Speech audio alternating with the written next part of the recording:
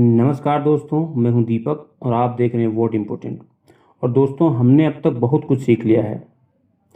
मैं आपको बताना चाहूँगा कि हमने लेखक के पहले संस्करण के 3 मूलभूत नियम सीख लिए हैं। दोस्तों, जो पहला नियम था, किसी की बुराई मत करो, निंदा मत करो, शिकायत मत करो। जो दूसरा नियम था वो था, हमें दूसरों की प्रशंसा या तारीफ करनी चाहिए और सच्ची तारीफ करने की आदत डालनी चाहिए। और जो तीसरा नियम था दोस्तों, वो था, जो यह कर सकता है उसके साथ पूरी दुनिया है, जो यह नहीं कर सकता है वह अकेला ही रहेगा।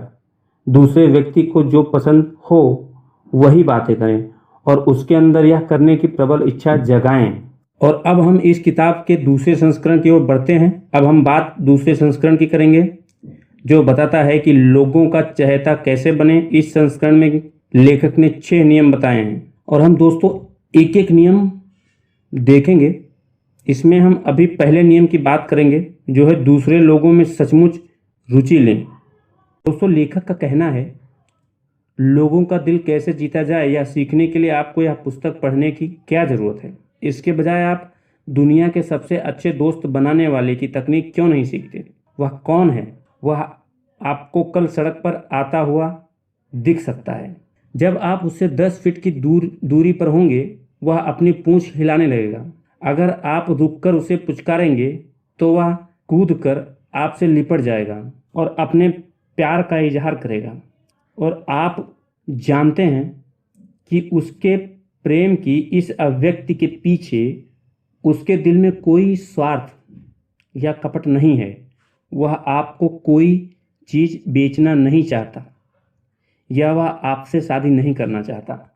क्या आपने कभी यह सोचा है कि कुत्ता ऐसा एकमात्र जानवर है जिसे जिंदा रहने के लिए कोई काम नहीं करना पड़ता। मुर्गी को अंडे देने पड़ते हैं, गाय को दूध देना पड़ता है और चिड़ियों को गाना गाना पड़ता है, परंतु कुत्ता आपको सिर्फ प्रेम देता है। प्रेम के सिवा कुछ नहीं देता। दूसरों में रुचि लेकर आप 2 महीने में इतने ज़्यादा दोस्त बना सकते हैं जितने कि आप 2 साल में बना पाएंगे। अगर आप यह चाहें कि दूसरे आप में रुचि लें तो मैं इसे एक बार फिर से दोहराना चाहूँगा। दूसरों में रुचि लेकर आप 2 महीने में इतने ज़्यादा दोस्त बना सकते हैं जितने कि आप 2 साल में बना पाएंगे, अगर आप यह चाहें कि दूसरे आप में रुचि लें। परंतु हम सभी ऐसे लोगों को जानते हैं जो इसी बात की कोशिश करते हैं कि दूसरे लोग उनमें रुचि लें और इसी वजह से वे एक के बाद एक गलतियां करते चले जाते हैं। जाहिर है कि उन्हें अपने प्रयास में सफलता नहीं मिलती और वे असफल हो जाते हैं। लोगों की आप में कोई दिलचस्पी नहीं है, उनकी मुझ में कोई दिलचस्पी नहीं है। उनकी दिलचस्पी तो खुद में है, सुबह दोपहर शाम। दोस्तों, मैं यहाँ एक खास डेटा शेयर करना चाहूँगा आपके साथ। न्यूयॉर्क टेलीफोन कंपनी ने यह जानने के लिए एक सर्वे किया कि टेलीफोन पर होने वाली चर्चा में किस शब्द का प्रयोग सबसे ज़्यादा बार किया जाता है। आप ठीक समझे, सर्वे में यह पता चला कि मैं शब्द सबसे ज़्यादा बार बोला जाता है। दोस्तों, 500 चर्चाओं में मैं 3900 बार बोला गया। इसी तरह जब आप कोई ग्रुप फोटो देखते हैं जिसमें आपकी तस्वीर हो तो आप सबसे पहले किसकी तस्वीर खोजते हैं। अगर हम सिर्फ लोगों को प्रभावित करने और खुद में उनकी दिलचस्पी जगाने की कोशिश करेंगे तो हमारे पास सच्चे और अच्छे दोस्त नहीं होंगे। सच्चे दोस्त इस तरह नहीं बनाए जाते। दोस्तों, वियना के प्रसिद्ध मनोवैज्ञानिक अल्फ्रेड एडलर ने what life should mean to you नाम की एक पुस्तक लिखी है। इस पुस्तक में उन्होंने लिखा है, जिस व्यक्ति की दूसरे लोगों में रुचि नहीं होती है उसे जीवन में सबसे ज़्यादा कठिनाई आती है और वह दूसरों को सबसे ज़्यादा नुकसान पहुंचाता है। इसी तरह के व्यक्ति ही सबसे ज़्यादा असफल देखे गए हैं। आप मनोविज्ञान पर टनों पोथियाँ पढ़ सकते हैं, फिर भी आपको अपने काम का इससे महत्वपूर्ण व्यक्तित्व तो नहीं मिलेगा। एडलर के इस व्यक्तित्व में इतना अर्थ भरा हुआ है कि मैं इसे एक बार फिर इटैलिक्स में दोहराना पसंद करूंगा। जिस व्यक्ति की दूसरे लोगों में रुचि नहीं होती उसे जीवन में सबसे ज़्यादा कठिनाइयाँ आती हैं और वह दूसरों को सबसे ज़्यादा नुकसान पहुंचाता है। इसी तरह के व्यक्ति ही सबसे ज़्यादा असफल देखे गए हैं। दोस्तों, लेखक यहाँ पे अपना एक अनुभव साझा करते हैं और वो कहते हैं कि मैं अपने व्यक्तिगत अनुभव से जानता हूँ कि अगर हम किसी व्यक्ति में सचमुच दिलचस्पी लेते हैं तो वह चाहे कितना ही प्रसिद्ध या व्यस्त क्यों ना हो, वह हमारी तरफ ध्यान देगा, हमें अपना समय और सहयोग देगा। मैं आपको इसका एक उदाहरण देता हूँ। वर्षों पहले मैंने Brooklyn institute of arts and science में कथा लेखन का एक कोर्स चलाया था। हमने कैथलीन नर्सिस, फैनी हर्स्टड, ईडा टार्बेल, अल्बर्ट पेंसन, ट्राहून और रूपर्ट हाउस जैसे प्रसिद्ध और व्यस्त लेखकों को ब्रुकलिन आकर अपने अनुभव सुनाने का आमंत्रण दिया।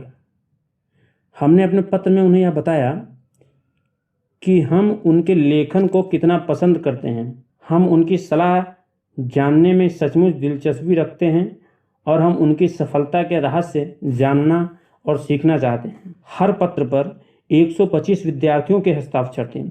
हमने यह भी लिखा कि हम जानते थे कि यह लेखक व्यस्त होंगे, इतने व्यस्त कि भाषण तैयार करना उनके लिए आसान नहीं होगा। इसलिए हमने उनके लिए प्रश्नों का एक सूची भी साथ लगा दी, जिसके आधार पर वे अपने जीवन और अपने काम की तकनीक पर हमारे सवालों के जवाब दे सकते थे। यह किसे अच्छा नहीं लगेगा? तो वे अपने घर को छोड़कर, अपने काम धाम को छोड़कर ब्रुकलिन आए और हमारी क्लास में लेक्चर लिया। इसी तरीके से मैंने थियोडोर रूजवेल्ट के मंत्रिमंडल में कैबिनेट मिनिस्टर, लेस्ली एम सोटैट कैबिनेट के attorney general George W Wickersham, Franklin D Roosevelt और कई अन्य प्रसिद्ध हस्तियों को अपने पब्लिक स्पीकिंग क्लास में लेक्चर देने के लिए राजी कर लिया। हम सभी, चाहे हम फैक्ट्री में मजदूर हों, ऑफिस में क्लर्क हों या सिंहासन पर बैठे सम्राट, हम सभी ऐसे लोगों को पसंद करते हैं जो हमारी प्रशंसा करते हैं। उदाहरण के तौर पर जर्मनी के कैसर को ही लें। प्रथम विश्व युद्ध की समाप्ति के समय पूरी दुनिया उससे नफरत करती थी। उनका अपना देश भी उनके खिलाफ हो गया और उसे अपनी जान बचाने के लिए हॉलैंड भागना पड़ा। करोड़ों से इतनी ज़्यादा नफरत करते थे कि उनका बस चलता तो वे उसे चीथड़े चीथड़े कर देते या उसे जिंदा जला देते।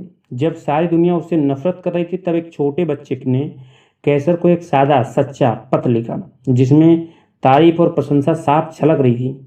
उस छोटे बच्चे ने लिखा था कि दूसरे लोग चाहे कुछ भी सोचें या कहें, उसकी नज़र में विल्हेम ही जर्मन के सम्राट थे और वह उन्हें सदा प्रेम करता रहेगा। दोस्तों, जर्मन सम्राट इस पत्र को पढ़कर बहुत प्रभावित हुआ और उसने छोटे बच्चे को मिलने के लिए बुलवाया। बच्चा आया, उसकी माँ भी साथ आई और सम्राट ने बच्चे की माँ से शादी कर ली। छोटे बच्चे को लोगों का दिल जीतना सीखने के लिए और प्रभावित करने की कला सीखने के लिए किसी किताब को पढ़ने की ज़रूरत नहीं थी।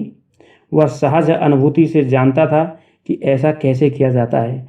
अगर हम सचमुच दोस्त बनाना चाहते हैं तो हमें दूसरों के लिए कुछ करना होगा, ऐसा काम जिसमें स्वयं समय, ऊर्जा और विचार की जरूरत होगी। जब duke of Windsor prince of Wales थे तो उन्हें दक्षिण अमेरिका का दौरा करना था। वहां जाने से पहले उन्होंने महीने तक स्पेनिश भाषा सीखने में मेहनत की ताकि वे नागरिकों को उसी देश की भाषा में संबोधित कर सकें और दक्षिण अमेरिकी लोग को यह बहुत पसंद आया। तो अगर हम दोस्त बनाना चाहते हैं, अगर हम लोगों का दिल जीतना चाहते हैं तो हमें लोगों से उत्साह से मिलना चाहिए। जब कोई आपसे फ़ोन पर बात करे तो भी आपको उसी उत्साह का प्रदर्शन करना चाहिए। इस तरह हेलो बोलें